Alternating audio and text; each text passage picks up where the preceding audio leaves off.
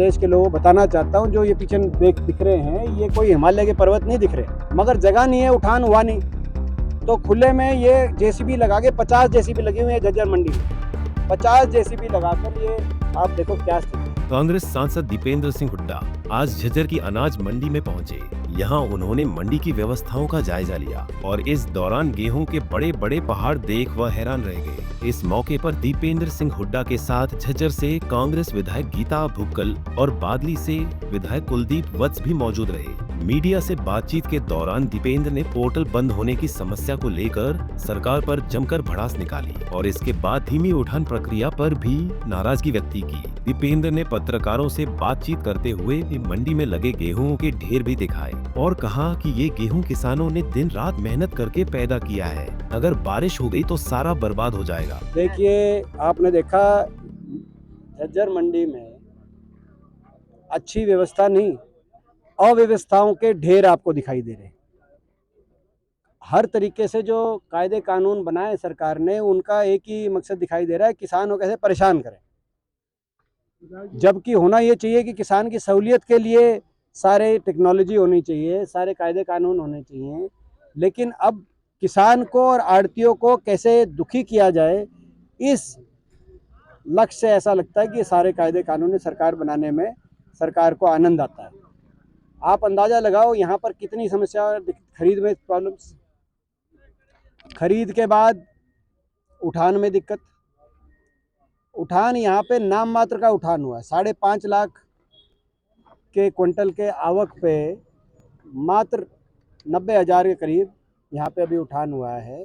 और ये सारी व्यवस्थाओं के पीछे जो बैकबोन इन्होंने बताई है, पोर्टल ही खरीद पोर्टल, वो बंद। 10 दिन का अभी तक जो सीजन रहा है, 10 दिन में से 5 दिन बंद। भाई बाकी सारा साल बंद रखो उस पोर्टल को, मगर हमारे 10-15 दिन का टोटल सीजन होता है, उस सीजन में तो पोर्टल को आप खोला रखो।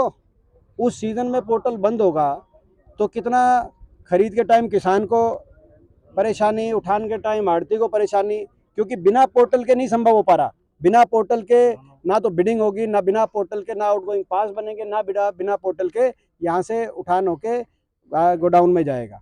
ये एक इन्होंने प्रक्रिया जो बनाई है, बड़ी जटिल प्रक्रिया है। सरकार को हमने शुरू में एक बात कही थी, कल चीफ सेक्रेटरी ने बात, एक अफसर बता रहे थे, चीफ सेक्रेटरी गणेशन जी ने कल एक कमेटी के माध्यम से कहा है कि कुछ मैनुअल प्रोसेस भी साथ में करेंगे। वो अब व्यवहारिक ही नहीं है, क्योंकि उसकी भी एंट्री तो पोर्टल में ही होनी है। और शुरू में जब ये पोर्टल की बात आई थी और ये बायोमेट्रिक की बात आई थी, तो मैंने कहा था कि भाई ये होना नहीं चाहिए, लेकिन साथ में मगर मैनुअल प्रोसेस भी साथ में अगर करो तो साथ लाओ, ताकि अगर बीच में कोई ऐसी बात आए तो मैनुअल प्रोसेस के माध्यम से किसान आसानी से इस पूरी प्रक्रिया में किसान को उसका अधिकार मिले, उसका हक मिले।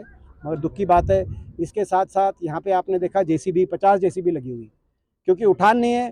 तो ये जो ढेर आप देख रहे हो पीछे, मैं जो है प्रदेश के लोगों को बताना चाहता हूँ, जो ये पीछे दिख रहे हैं, ये कोई हिमालय के पर्वत नहीं दिख रहे, ये अनाज के ढेर दिख रहे हैं, जो हमारे किसान की मेहनत से, जो किसान ने देश के लिए पैदा करने का काम किया। मगर जगह नहीं है, उठान हुआ नहीं, तो खुले में ये जेसीबी लगा के 50 जेसीबी लगी हुई है झज्जर मंडी में। 50 जेसीबी लगाकर ये आप देखो क्या स्थिति है। वो तो भगवान का अभी तक आशीर्वाद है कि वर्षा नहीं हुई, बारिश नहीं हुई।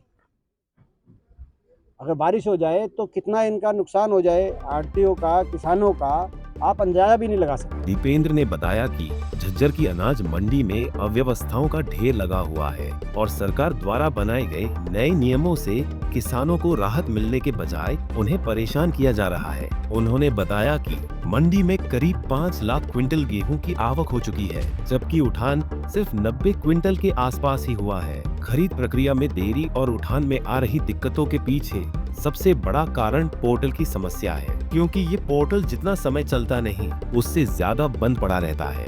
दीपेंद्र ने सरकार से मांग करते हुए कहा कि ये पोर्टल साल भर चले या ना चले, लेकिन जितने दिन फसल खरीद होती है उस दौरान सकी कार्यक्षमता बेहद जरूरी है, वरना इसी तरह किसानों और आड़तियों को परेशानी के साथ साथ भारी नुकसान होता रहेगा। झज्जर से दिनेश मेहरा, पंजाब केसरी टीवी। हमसे जुड़े रहने के लिए हमारे YouTube चैनल को सब्सक्राइब करें और नई वीडियो की नोटिफिकेशन के लिए बेल आइकॉन को दबाएं। अगर आप ये वीडियो Facebook पर देख रहे हैं तो लाइक जरूर करें और ज्यादा से ज्यादा शेयर करें। धन्यवाद।